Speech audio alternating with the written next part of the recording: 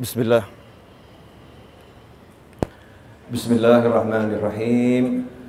Alhamdulillahirabbil alamin. Allahumma shalli wa sallim ala sayyidina Muhammadin miftahi babi rahmatillah adada ma fi ilmillah salatan wassalaman daimaini bidawami mulkillah wa ala alihi wa sahbihi. Allahumma salli ala sayyidina Muhammadin salatan taftahu biha lana futuhal arifin wa tufaqihuna biha fid din wa ala alihi wa sahbihi. Assalamu alaikum warahmatullahi wabarakatuh.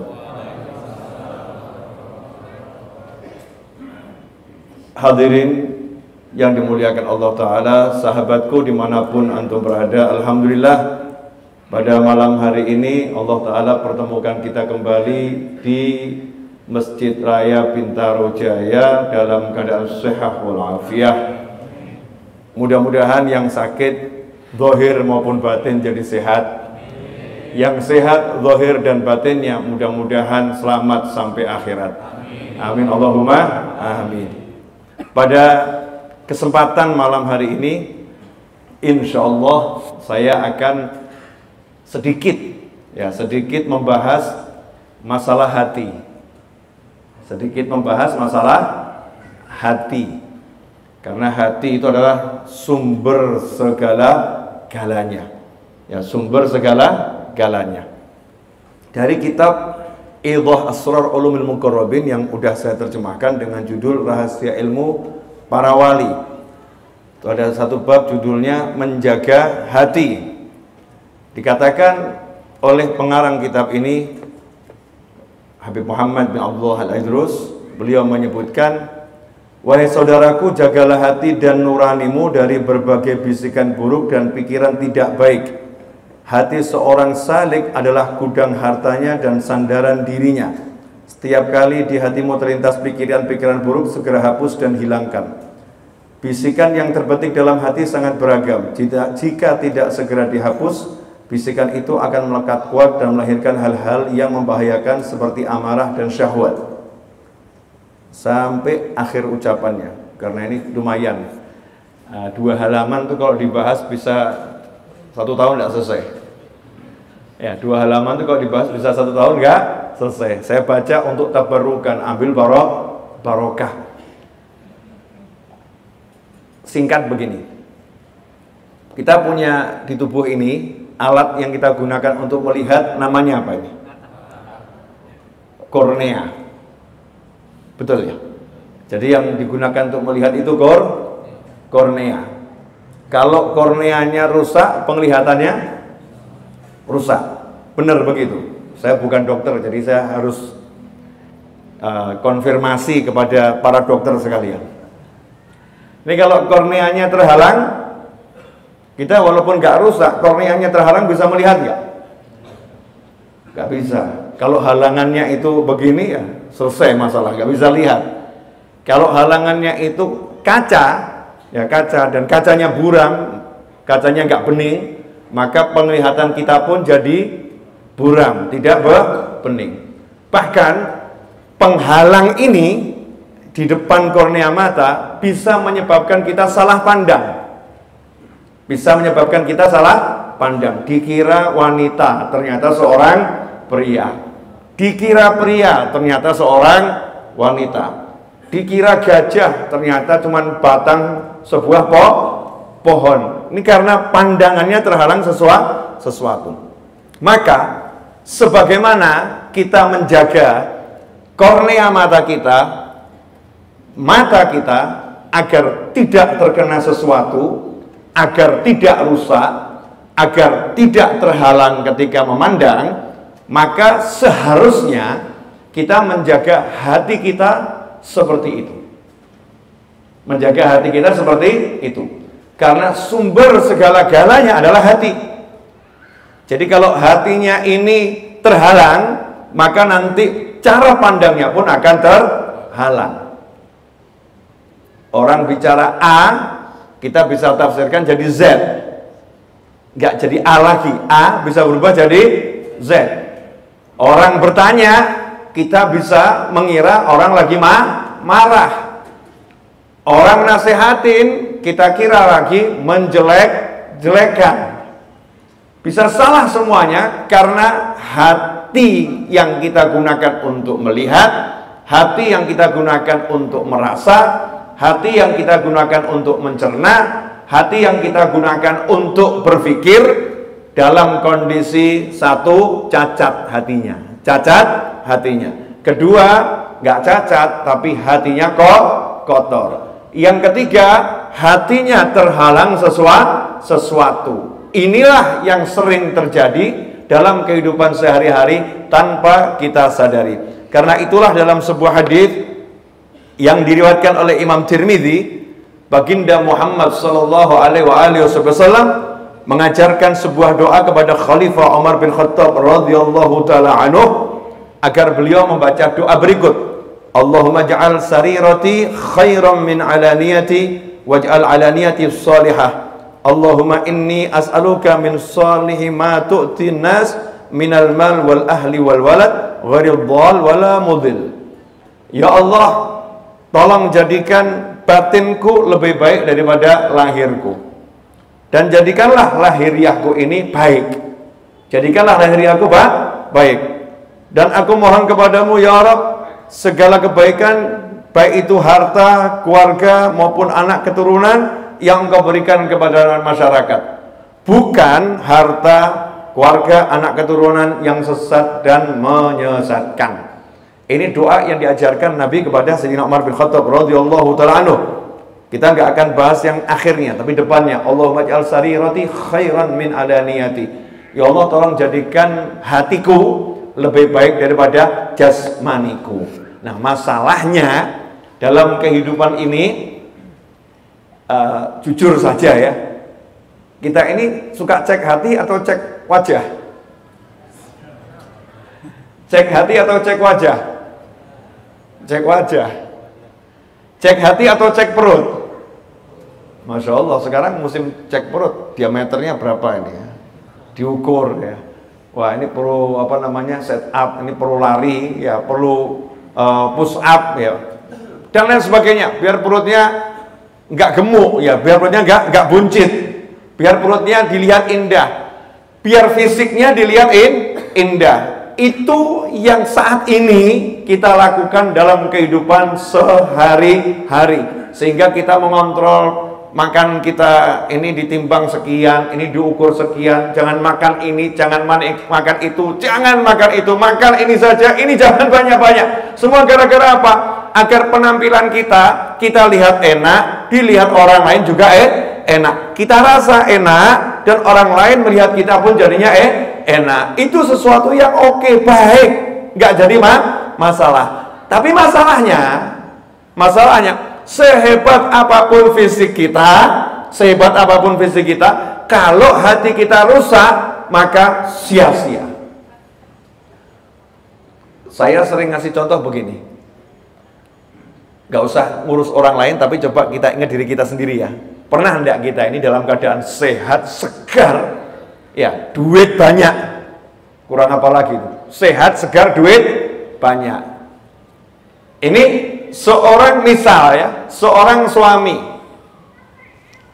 Karena di sini banyak laki-laki. Banyak laki-laki. Mungkin pemirsa di rumah yang lagi nonton dan ikut ngaji juga laki-laki mungkin.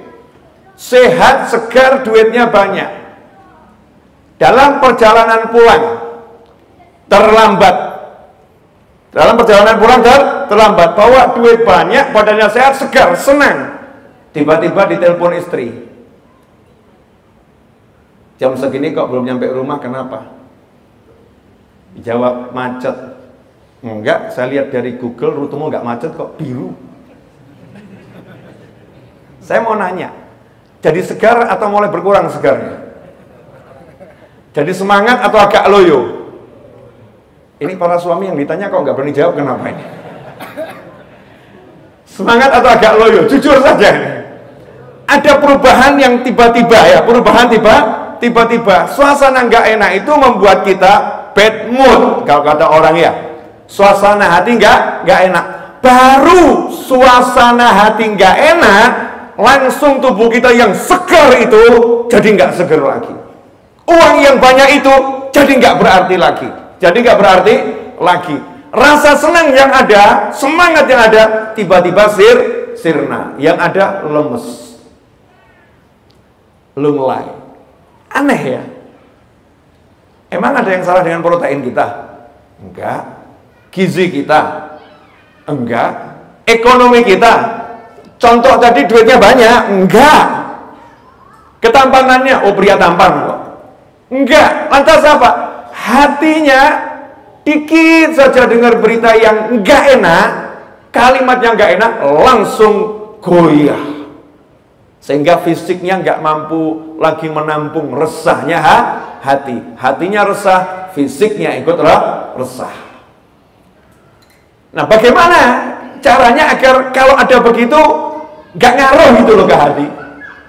Nyantai saja. Itu di GPS saya lihat biru. Oh iya, biru karena engkau mandang penuh cinta. Santai jawabnya, enak. Muni kamu ini, ya. Kalau kamu pengen tahu aku kena macet atau tidak, gampang, nggak usah repot. Silahkan pakai mobilmu, aku tunggu di sini, jemput aku. Selesai. Itu nyantai orangnya. Kenapa nyantai orangnya? Karena hatinya kuat. Nah, yang terjadi di masyarakat ini, kebanyakan manusia saat ini hatinya nggak kuat. Hatinya lemahnya luar biasa. Kenapa hatinya lemah? Karena hatinya tidak diberi makan, hatinya nggak diberi minum, hatinya nggak dikelola,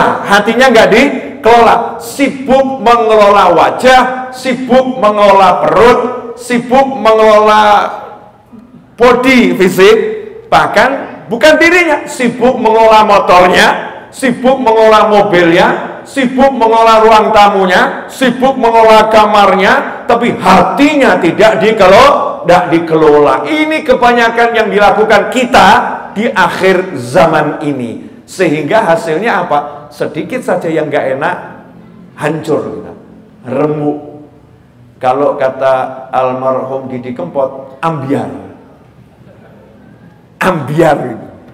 hancur loh, lebur, sudah habis-habisan tuh, hatinya ambiar, udah nggak bisa apa-apa lagi, ambiar loh. Ambiar tuh udah nggak bisa ditambal, nggak bisa digiling lagi, nggak bisa, namanya juga ambiar, hancur sejadi-jadinya. Nah, yang dilakukan oleh para ulama, oleh kaum solihin, ketika mendidik murid-muridnya adalah menjaga hati. Jangan sampai hatinya ambiar, jangan sampai hatinya itu kalau tergores, lukanya nggak cepat sembuh. Jangan sampai hatinya ini mudah jatuh ketika dipukul.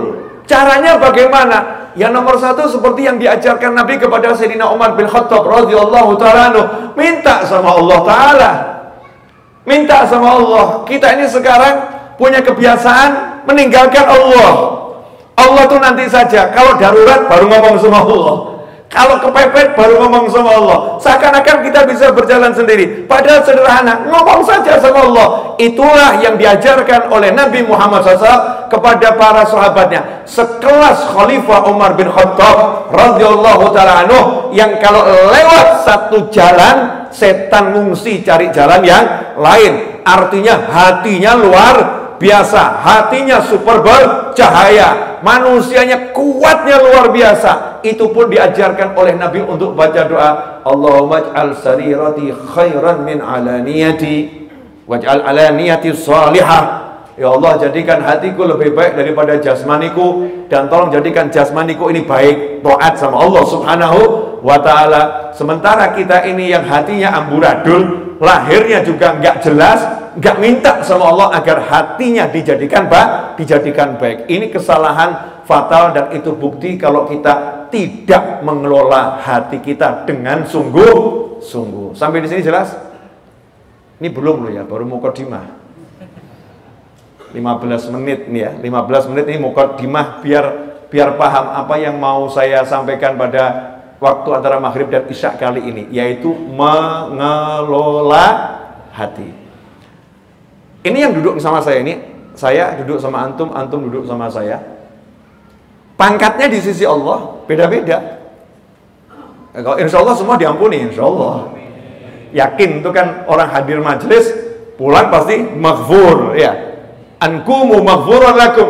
Malaikat ngumumkan, nggak nanggung-nanggung. Ada malaikat khusus yang tugasnya itu mengumumkan ankumu maghfuran lakum. Silahkan pulang, dosa kalian sudah diampuni oleh Allah Subhanahu wa ta'ala. Amin, pasti itu.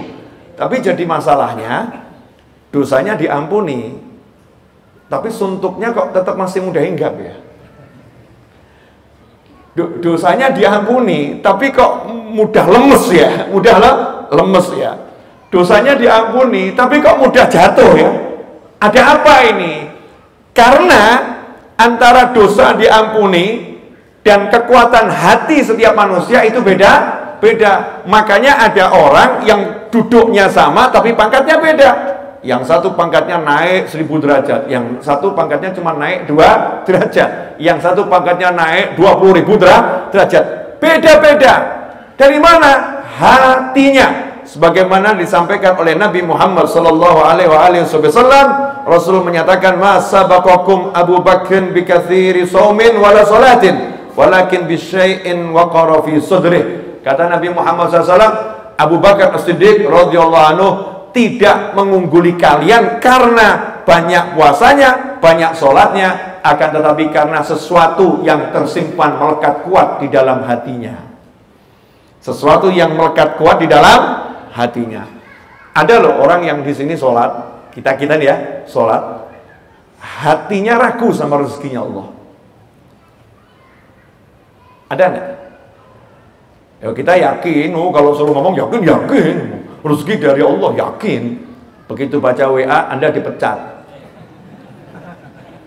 Yakin atau lunglai? Lunglai.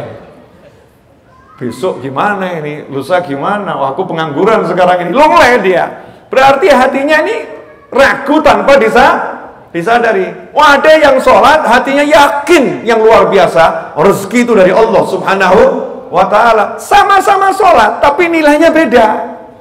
Kenapa nilainya beda? Yang satu sholat dengan yakin total pada Allah Ta'ala, yang satu sholat yakin sama Allah, tapi kalau dipecat, ya gimana gitu ya? Gimana gitu ya? Ada lagi yang yakin, yang maha menyembuhkan Allah Ta'ala, tapi begitu badannya gak enak ke dokter, disuruh cek lab, ternyata terindikasi penyakit yang sangat langka dan gak ada obatnya. Lemes atau gak lemes? Lemes. Kenapa lemes? Hatinya. Ya, hatinya. Sementara ada yang satu nyantai-nyantai saja. Alah, cuma penyakit, paling resikonya mati. Gitu aja kok repot. Dah punya istri dinikmati, punya anak dinikmati. Nanti kalau waktunya ya mati, siapa tahu yang mati istri duluan. Masya Allah. Ini easy going kata orang ya, easy going, nyantai. Orangnya nyantai. Kenapa? Hatinya beda. Ya hatinya beda. Ini loh unggulnya manusia itu di situ. Wali itu diangkat jadi wali bukan karena banyak sholat sunnahnya, bukan. Mungkin kita sholat sunnah lebih hebat dari para wali, mungkin.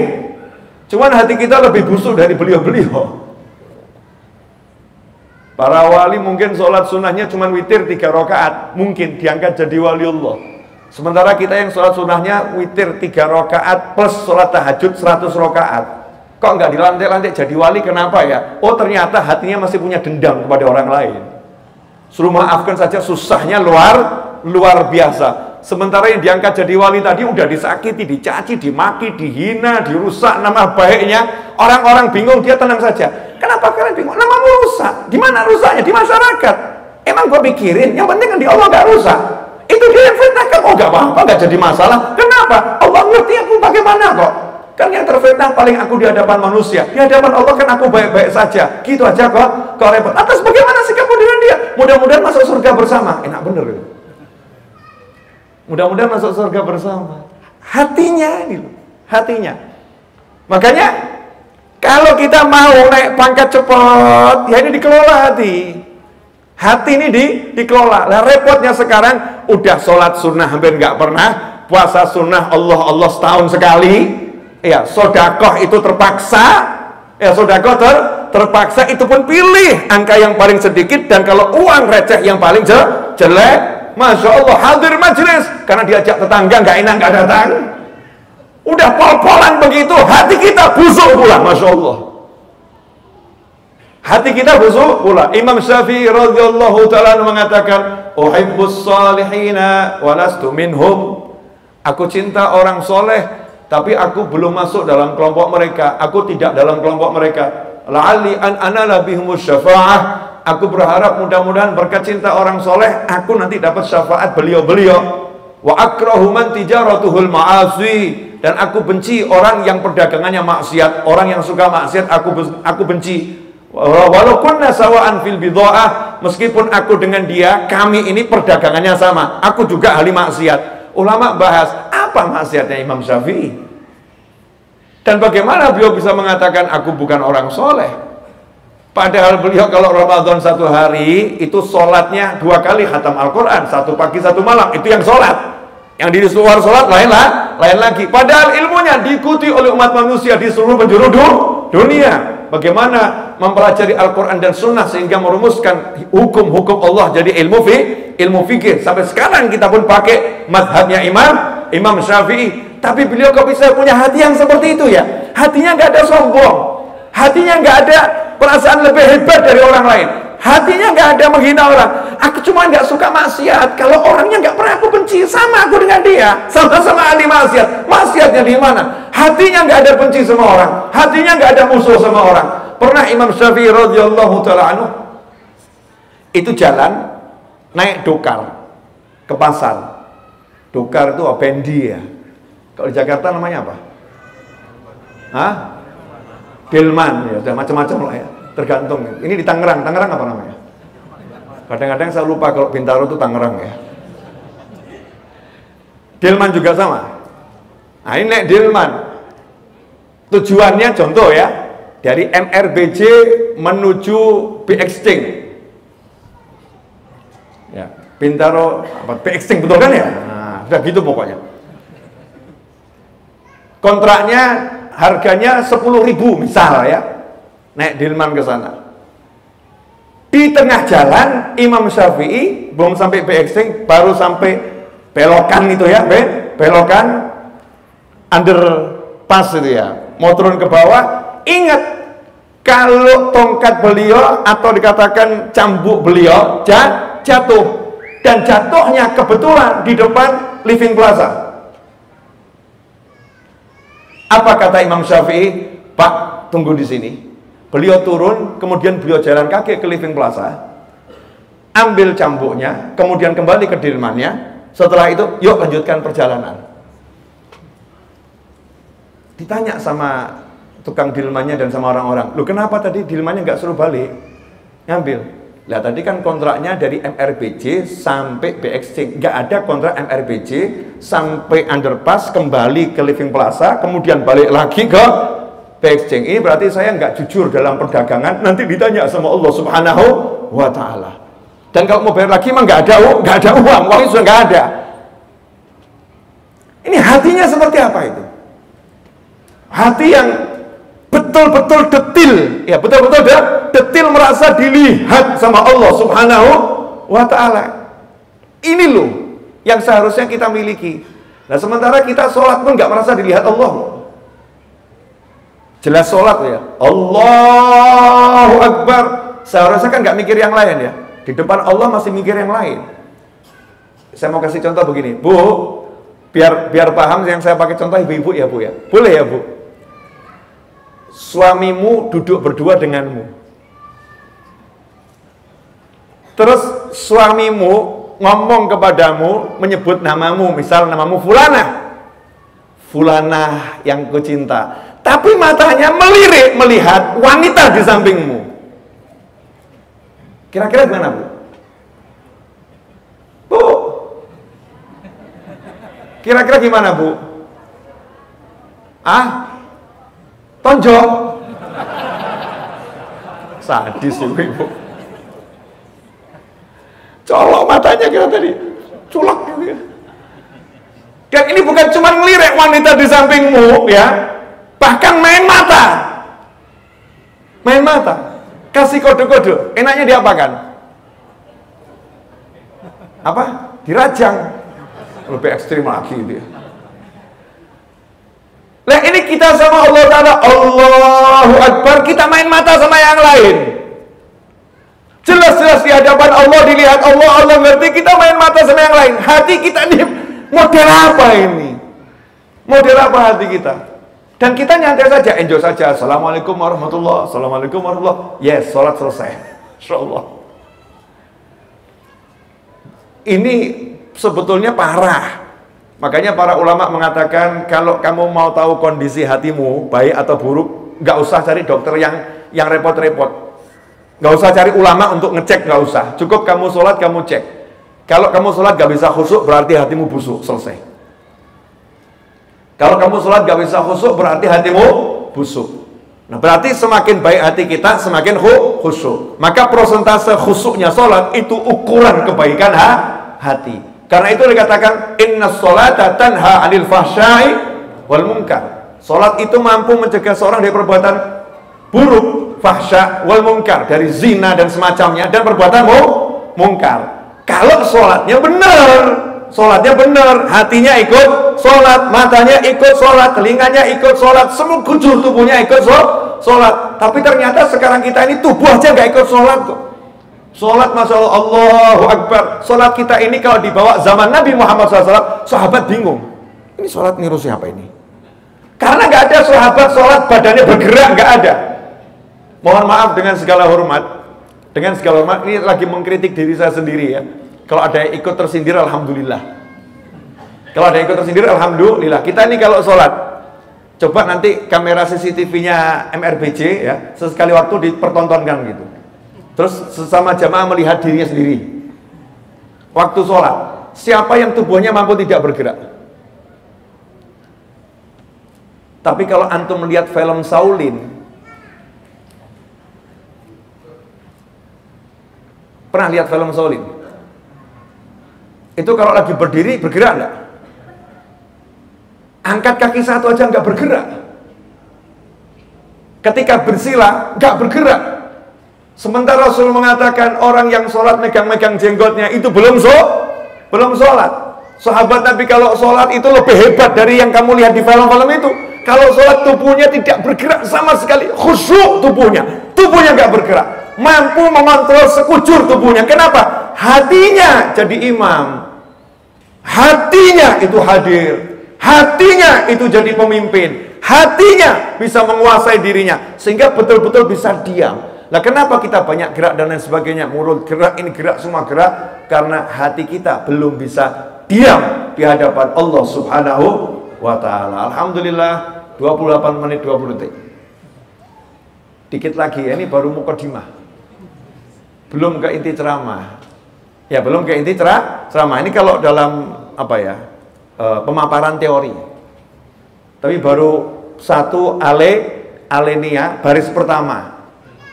Alinea pertama baris pertama. Sampai di sini udah jelas belum nih? Apa yang jelas?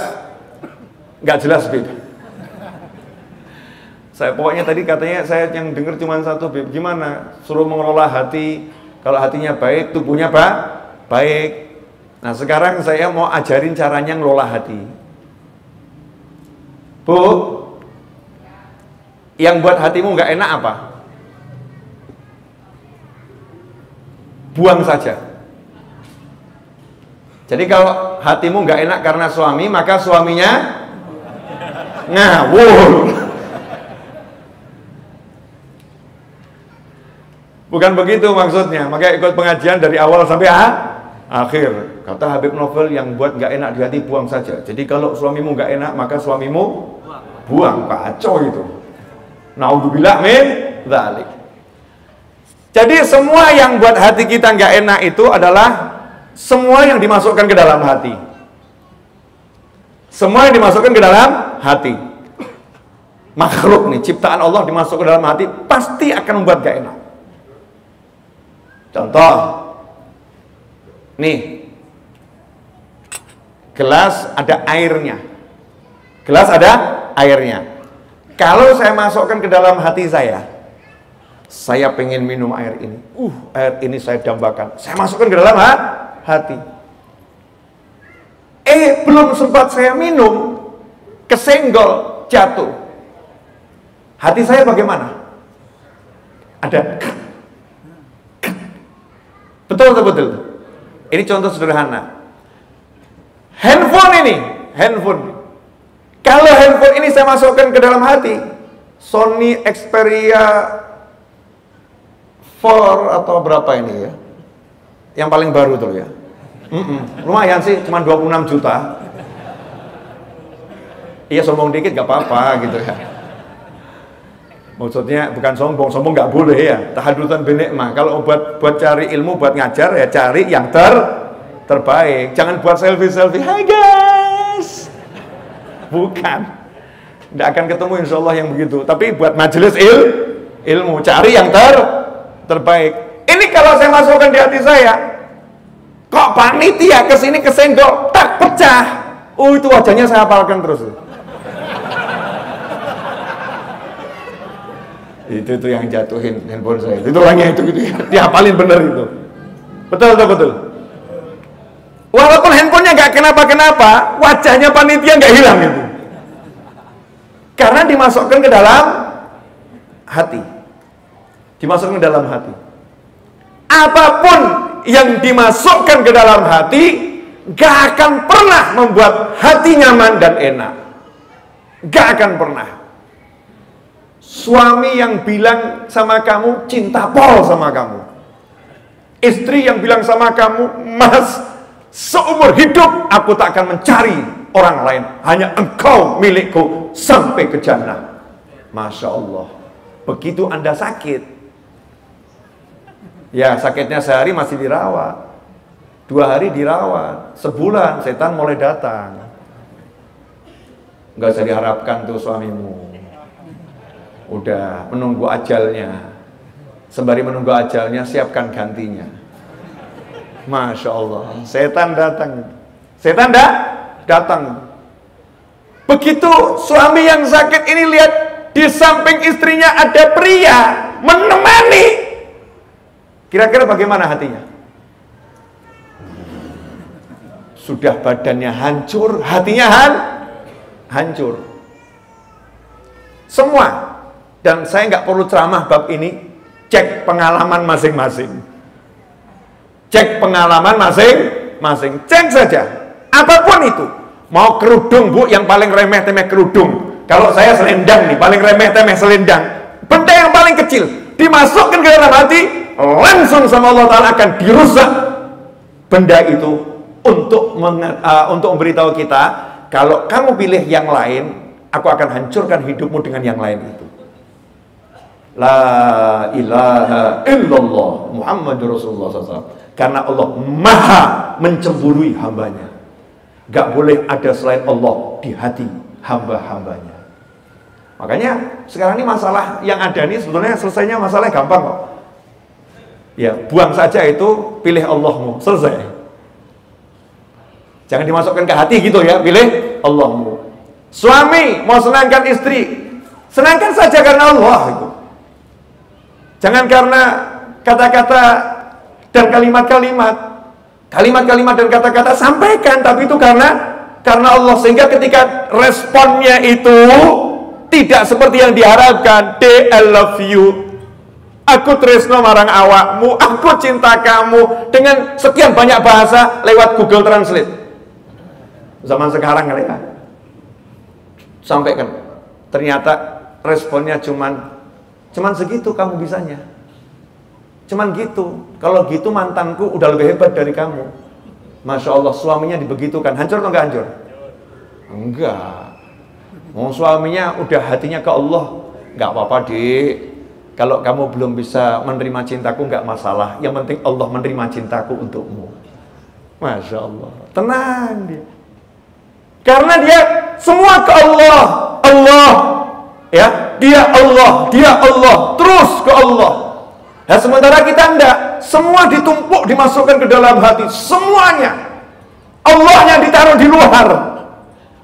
Allahnya ditaruh di luar. Allahnya nggak pernah dihadirkan. Allahnya nggak pernah dilibatkan. Allahnya nggak pernah diutamakan. Allahnya nggak pernah dijadikan nomor satu. Allahnya nggak pernah dijadikan sandaran. Allahnya nggak pernah dijadikan Tuhan dalam dirinya. Tuhannya bukan Allah, meskipun mengucap la ilaha illallah. Ternyata yang dia andalkan hartanya, pikirannya, kawannya, sahabatnya, koleganya, tabungannya, kemampuannya, dan lain sebagainya. Semua itu ditaruh dalam hati, Allahnya ditaruh di luar. Maka udah pasti Allahnya marah. Ya, Allahnya marah. Nah, ini yang menjadi problem di akhir zaman. Kita ini nggak tahu gitu loh. Memang betul-betul nggak tahu salahnya di mana ya. Saya coba mempelajari salahnya di mana. Wong semuanya orang baik kok. Tapi kok jadi hatinya semakin lemes. Ternyata kita selama ini ada yang salah dalam proses belajar kita. Ada yang salah dengan proses belajar kita. Kita belajar terlampau mengandalkan yang namanya usaha. Mengandalkan usaha. Padahal Pancasila, sila pertama itu bukan usaha. Sila pertama apa? Ketuhanan yang Maha Esa. Ketuhanan yang Maha Esa. Udah diajarkan, Pancasila aja ngajarin ketuhanan yang Maha Esa. Surat Al-Ikhlas mengajarkan Qul huwallahu ahad. Katakanlah ketuhanan satu, hanya Allah, nggak ada yang lain. La ilaha illallah. Qul huwallahu ahad. Katakan hanya ada Allah yang Maha Esa, yang Maha Satu, Allah, nggak ada yang lain. Tapi sementara kita nggak ngomong begitu. Yang ada, mau kaya kamu harus sekolah tinggi. Nanti kalau kamu sekolah tinggi, kamu pinter, kamu bisa kerja bagus, kamu bisa kaya. Untuk yang berpendapat seperti ini, saya katakan kasihan. Mau kaya nunggu usia 25 tahun. Saknorek. Betul ya? Mau kaya nunggu usia 25 tahun. Kasihan. Sementara Nabi kita Muhammad SAW sejak remaja sudah kaya raya. Mau sembuh harus berobat ke dokter A sampai Z. Sehingga kalau nggak punya uang untuk berobat dokter A sampai Z, kamu nggak akan sembuh. Maka belum berobat sudah putus asa karena nggak punya duit. Akhirnya hidupnya murung, sedih, dan mengatakan sebentar lagi aku mati. Datang ke tempat saya, Habib, saya begini bla bla bla bla. Saya jawab, kamu mau mati aja kok nunggu sakit? Nggak perlu sakit, kamu juga akan mati. Mau hidup kok dirusak dengan kata mau mati. Lebih baik kamu hidup sekarang, nggak usah kamu tunggu, nanti mati datang sendiri. Selesai. Tapi nanti sekarang ini, mau kaya harus begini. Mau sehat harus begini. Ini yang remaja ini Masya Allah, ini banyak nih kasus di WA saya ini. Apakah Allah nggak mendengar doa saya, Habib? Kenapa sampai sekarang jodoh saya belum datang? Apakah memang tidak ada jodoh untuk saya? Saya jawab begini ya, termasuk bodoh juga saya. Ya saya baca ini jawabannya ini ya, jawabannya ini. Mohon maaf ya, kita ini buta atau enggak buta sih? Bu, nanya ya Bu, wanita itu banyak atau sedikit? Bapak-bapak nanya, pria itu banyak atau sedikit? Banyak, walaupun wanita lebih banyak, betul. Jadi sebetulnya menikah itu mudah atau susah? Mudah. Yang susah apa? Kamu nggak mau ngomong, gitu aja kok repot. Saya jamin kamu berhenti di perempatan itu, Living Plaza itu ya, ada perempatan di situ, kemudian kamu pegang poster besar, siapa ingin menikah dengan aku? 1 bulan dapat. Dibuat susah gitu. Allah nggak mendengar doa saya. Kamunya yang buta, nggak melihat jodoh yang disiapkan Allah Ta'ala. Jadi kayak gini loh. Ini ilmu ya, ilmu pas nih, pas ilmu nih. Masya Allah, ini ilmu, ini mahal. Ini yang mau saya sampaikan mahal. Saya bilang sama panitia di Masjid Raya Bintaro Jaya, saya minta kopi. Kemudian panitia nunjuk di depan MRBJ ada apa? Ada coffee shop, betul ya? Kemudian saya saya ini pengen kopi nggak dapat. Di meja udah disiapkan 10 jenis kopi.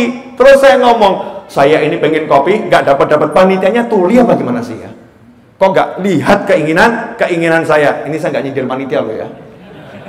Nggak, saya nggak minta kopi soalnya.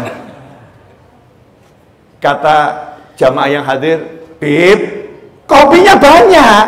Di sini ada, di sana ada. Ya ambil. Kalau kamu nggak ngambil, bukan nggak disediakan, tapi yang ada kamu buta, nggak bisa melihat. Paham maksudnya? Paham? Jadi yang mengatakan kenapa saya minta judul kok nggak dapat, yang ada itu kamu nggak mau ngambil. Wedok turah kok. Ya Bu ya.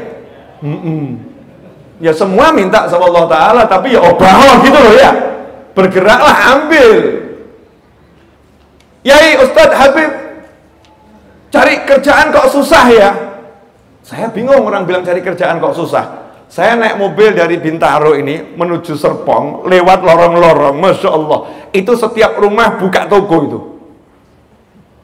Ya buka toko kecil. Saya bilang pantas Indonesia ini makmur. Kenapa? Masyarakatnya nggak ruwet urusan kerja, nggak punya kerjaan, rumahnya jadi toko. Jual gula, jual teh, yang beli siapa nggak jelas, tapi jual. Betul kan ya? Kelihatannya siap ya menyambut rezeki. Lah kok ada satu orang masih gagah mengatakan cari kerja kok susah, nggak susah, kamu buta. Masya Allah, sampai saya bengok-bengok nih ya. Buta. Berhenti di perapatan situ, ya. Kamu beli pisang, kamu goreng di rumah, berhenti di perapatan situ. Satu hari, pisang goreng halal, insya Allah habis. Kalau nggak habis, lapor saya akan beli. Betul ya? Wah, insya Allah habis. Masalahnya ini hatinya tadi itu loh. Hatinya kemana hatinya? Kalau hatinya ke Allah, hidup tuh simpel kok. Mudahnya luar biasa. Saya kemarin di acara majelis di Menara 165 saya sampaikan begini.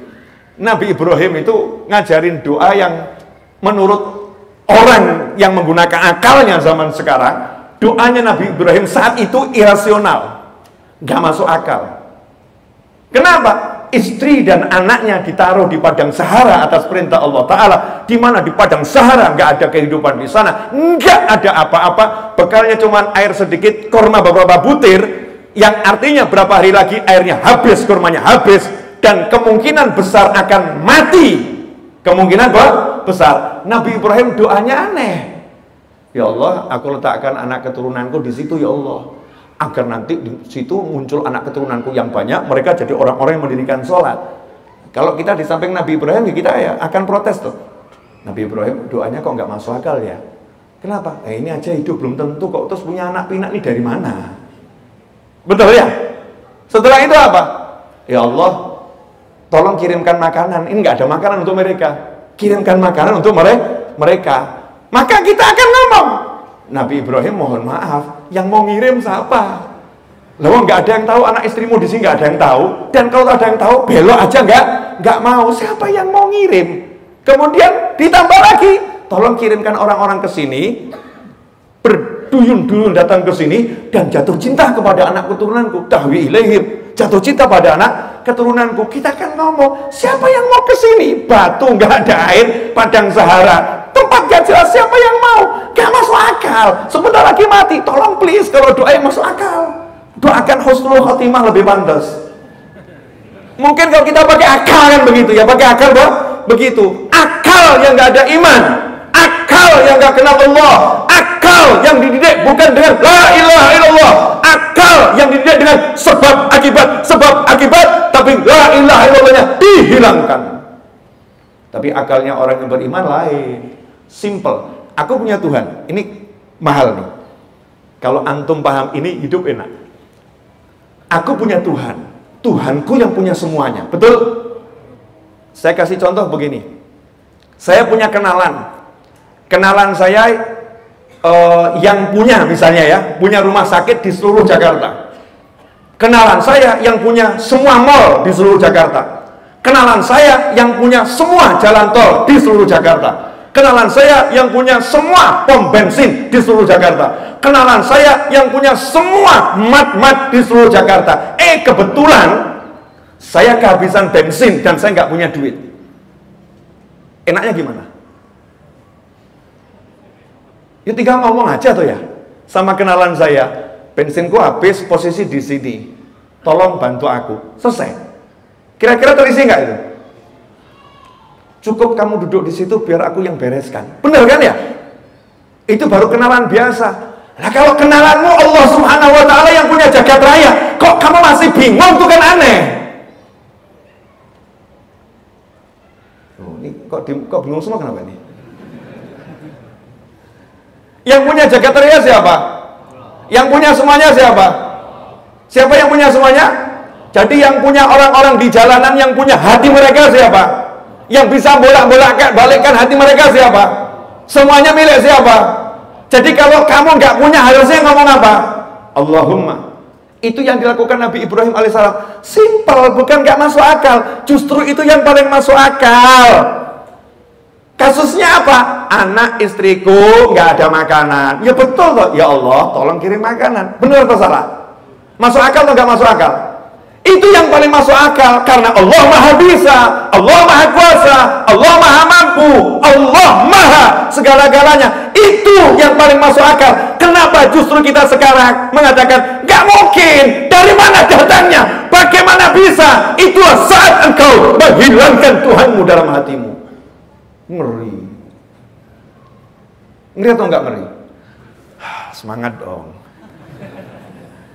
Oh, lagi apa namanya mengagungkan Allah itu harus semangat. Ini tambah dikit apa ya, closingnya biar enak ya, boleh ya? Terus Nabi Ibrahim, istri dan anaknya nggak ada yang nemenin. Minta apa sama Allah? Waj'al af'idatan, tolong jadikan hati sebagian dari manusia cinta kepada mereka, kesana ya Allah, mendatangi mereka. Betul atau salah ngomong begini? Masuk akal atau nggak masuk akal? Ini yang paling masuk akal, karena yang paling bisa hanyalah Allah Subhanahu wa ta'ala. Nah sementara kita sekarang, Masya Allah, anaknya rewel. Kalimat yang muncul apa? Saya udah mencoba segala macam cara, tapi anak ini bandelnya luar biasa. Udah, saya menyerah. Saya menyerah sama anakmu mas. Masya Allah, saya menyerah sama anakmu mas. Ini kan kebodohan luar biasa. Kenapa? Karena dia mengandalkan dirinya, kemampuannya, kekuatannya untuk ngurusi anaknya. Lupa kalau anaknya milik Allah, dia milik Allah. Mestinya kan tinggal ngomong sama Allah dulu. Dan terus, dan selalu. Allahumma, ya Allah, anakku begini. Tolong perbaiki anakku dengan lembut ya Allah. Jadikan dia kekasihmu ya Allah. Selesai. Terus lakukan proses nasehatin, ngajarin. Terus tanpa berhenti. Kalau ada orang nanya, kok anakmu masih bandel? Jawabannya, anakku nggak bandel, lagi diproses sama Allah Ta'ala jadi walinya. Kamu kok yakin? Karena aku udah minta sama Allah Ta'ala. Nah kalau sekarang belum jadinya, lah belum jadi memang, nanti tunggu tanggal mainnya. Bisa nggak punya pola pikir yang gitu? Kalau pola pikir yang gitu enak atau nggak enak? Enak. Lah saya pilih yang enak daripada orang-orang milih yang nggak enak. Oh, mungkin. Udah masuk akal, nonsens. Dari mana? Gak mungkin. Seseorang yang ngomong gak mungkin, berarti dia menyandarkan semua usahanya dengan sebab akibat selaku makhluk, selaku manusia. Dia lupa Allah mengatakan, Ud'uni astajib lakum. Panggil aku jawab panggilanmu. Aku penuhi permintaanmu. Sebetulnya enak ya. Ya mudah-mudahan yang sedikit ini bisa menggugah hati saya dan hati antum semuanya untuk belajar lebih jauh. Ya, ngobrol sama Allah. Ya, ngobrol sama Allah, merasakan kedekatannya Allah Subhanahu wa ta'ala. Melihat dulu. Allah udah ngasih gitu loh. Allah ngasih, mau ngambil enggak itu? Mau ngambil atau tidak? Berjuanglah untuk melihat dan bisa merasakan semua itu dengan hati. Makanya yuk keluarkan yang di hati, buang yang di hati. Ya, jadikan semua itu boleh ada kalau nyambung ke Allah Subhanahu wa ta'ala. Hakadza wa lakum minkum jazakumullahu khairan. Mudah-mudahan berkah manfaat 50 menit kebersamaan kita ini insya Allah membuat kita nanti bersama selama-lamanya di surganya Allah Ta'ala. Amin Allahumma amin. Wa ashraqal badru alaina wa ikhtafa badru tamami mithla husni ma ra'ayna fil iraqaini wa syami rabbi faj'al mujtama'ana ghayatu husnul khitami wa'tina ma qad sa'alna min atayakal jisami wa akrimil arwaha minna biliqa khairil anami wa balighil mukhtar anna min salatin wa salami walhamdulillahi rabbil alamin. Wassalamualaikum warahmatullahi